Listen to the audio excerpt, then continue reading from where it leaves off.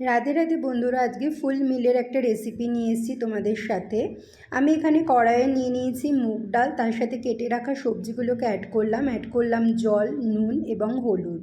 ব্যাস এবার ঢাকা দিয়ে এটাকে সেদ্ধ করতে দেব। সেদ্ধ হয়ে গেলে এর মধ্যে অ্যাড করছি সাম্বার পাউডার।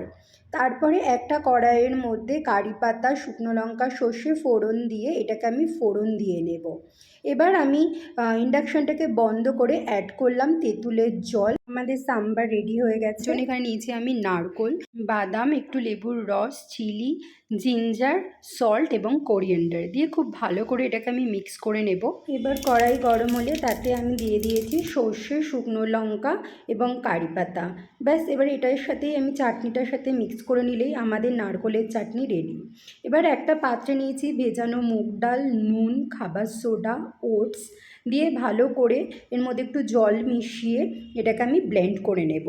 ব্যাস ব্লেন্ড করা হয়ে গেলে তোমার ইচ্ছে মতো যে কোনো সবজির সাথে কিন্তু এটা মিক্স করে নিতে পারো। আমার কাছে গাজর ছিল, তো আমি গাজরের সাথেই এটা মিক্স করলাম।